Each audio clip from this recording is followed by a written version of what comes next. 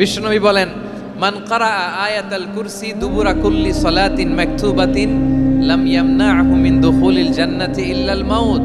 প্রত্যেক ফরজ নামাজের পরে যে আয়াতুল কুরসি পড়বে তার জান্নাতে যাওয়ার ক্ষেত্রে আর কোনো বাধা থাকে না, একটা জিনিস ছাড়া, সেটা হচ্ছে মৃত্যু, মরণ। লোকটা মরে না তাই জান্নাতে যায় না, মরলেই জান্নাতি।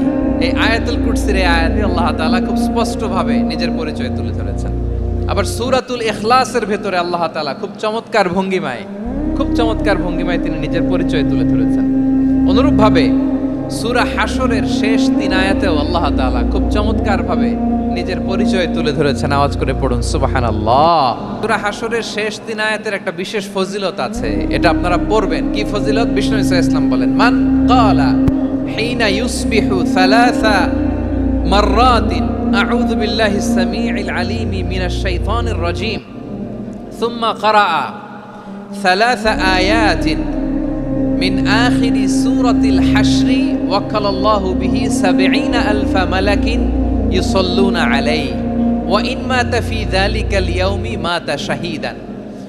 বিশ্বনবী মুহাম্মদুর রাসূলুল্লাহ সাল্লাল্লাহু আলাইহি ওয়াসাল্লাম ইরশাদ করেন, যে ব্যক্তি সকালবেলা 3 বার তেলাওয়াত করবে আউযু বিল্লাহিস সামিউল আলিম মিনাশ শাইতানির রাজীম, এরপরে সূরা হাশরের শেষ 3টি আয়াত তেলাওয়াত করবে, রব্বুল আলামিন ওই ব্যক্তির জন্য ৭০,০০০ ফেরেশতা নিয়োগ দিবেন যারা সারা দিন ওই লোকের জন্য মাগফিরাতের দোয়া করবে। শুধু এখানেই শেষ নয়, বিশ্বনবী ফরমান, ওয়া ইন মাতা ফি যালিকাল ইয়াউমি মাতা শাহীদান, ওই দিন যদি ওই